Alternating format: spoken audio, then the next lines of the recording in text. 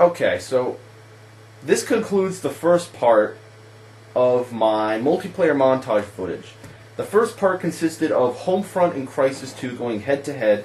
These are the two recent games that I've played, and I'm giving my review of them right now. So let's start with Homefront, since I did Homefront first. Now, I already talked about the campaign of Homefront, how, if you didn't watch the video, I basically said that the campaign of Homefront was wicked short, and, you know, there were some stupid missions, and basically, you know, the story was a little off, but, you know, for the most part it was okay. But, again, it takes too much of its stuff from Call of Duty, and I just think it's too much of just, you know, one of these wannabe shooter games. I mean, I just don't think it's enough of a warrant of a purchase. Now, don't get me wrong, multiplayer was kind of cool. I mean, the kill streaks, you know, aren't dominating.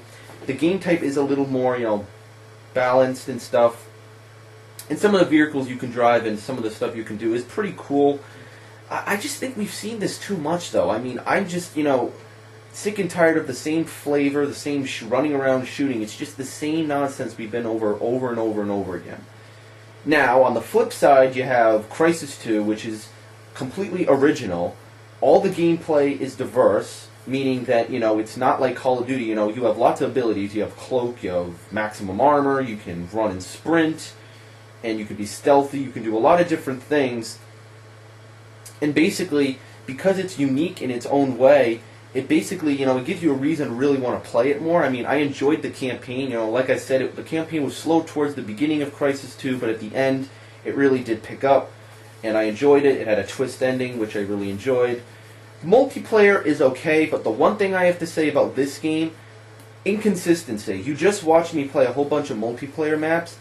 Every single one, like, actually, I saw it more towards the end than the beginning. The beginning, I didn't see it as much, but towards the end, you saw those nonsense kills. Like, I would run up to a guy with a shotgun. He would have a freaking assault rifle, and he'd shoot me twice, and I'd be dead. And I would unload an entire clip of jackal bullets. Well, that's what the name of the shotgun. I would keep shooting him. He'd just shoot me a couple of times, and I'd be dead. So as you saw in that last video, I picked up that guy's weapon, and I went around and was killing people. And I'm like, wow, this weapon's really effective. So basically, that means that people who play this game more and are a higher level can basically just murder anybody they want. They can get the best weapons, the best gear, the best perks, anything. So that's stupid, though. I mean, I know they have that scrub game mode, that recruit for levels 10 and below, but alright, let's say you're a level 10, you still don't have good weapons, and you still get people who are level like 50, who are, I don't even know if there's a level 50, but who are a high level, who dominate and just kill you. Like, what fun is that? You can't counter that.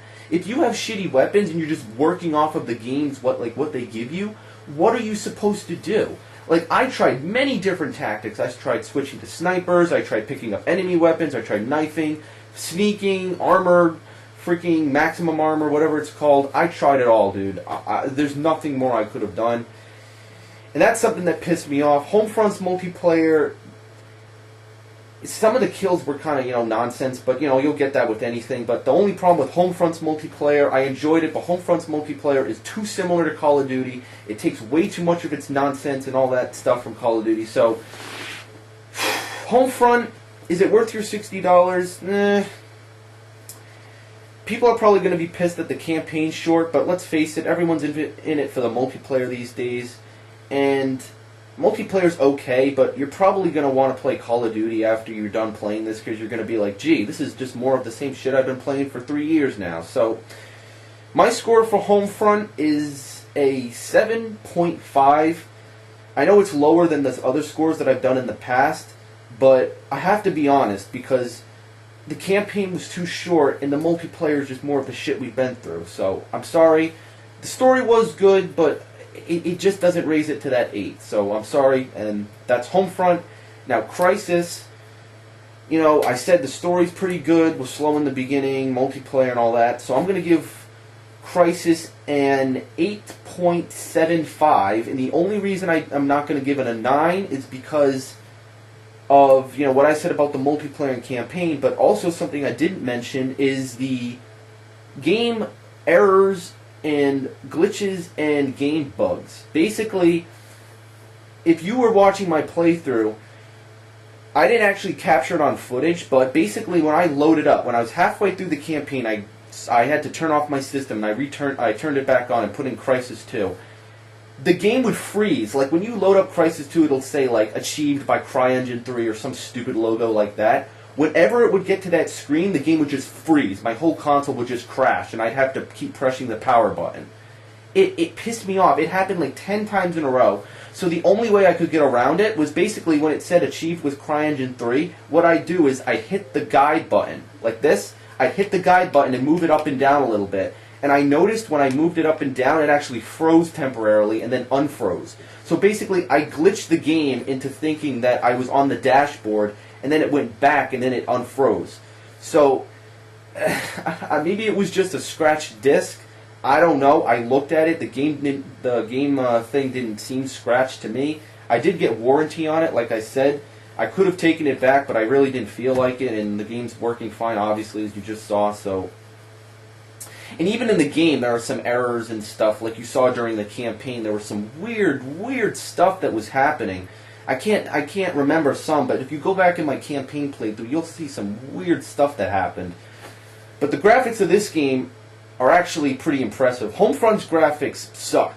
Like, you'll spawn, and first of all, guys will spawn on your face for multiplayer for Homefront. And then, like, if you look at, like, the graphics, like, if you see a street sign, the street sign will be all blurry, and then 5 seconds later, it'll unblur, and then it'll look clear. That's just a sign of horrible graphics. I'm sorry. This game, Crysis 2, actually had pretty decent graphics. It did have some glitches and errors that made it kind of, you know, undesirable, but for the most part, the graphics were okay. So, alright. Oh my god, that's a lot of talking. 6 minutes of talking, actually, or 7 minutes. That is it for Crysis 2 and Homefront. Maybe I'll do more Crysis 2 in the future, maybe. That's not a definite. You know, I know I didn't get to play as many multiplayer matches as Homefront, but I did get to play enough to see just how the multiplayer works. You know, unlock stuff and all that other nonsense. I know there were 2 game modes I didn't unlock, but you have to be a higher level to do that, so I don't really fucking feel like doing that, so. Alright, next part of my multiplayer montage will be Halo Reach Defiant map pack and the Call of Duty Black Ops First Strike map pack. And yes, those 2 games are the biggest console games. I can probably say that without a doubt right now. And yeah, they're going to be going head-to-head. I'll see which map pack is better, but I've already addressed my feelings on both map packs, so I'm just going to tell you which one is the one you should get instead of the other. So I'm pretty sure you guys already know which map pack I'm going to pick. So, alright, peace out, guys. That is it for Crysis 2 and Homefront, and yeah, stay tuned for more footage.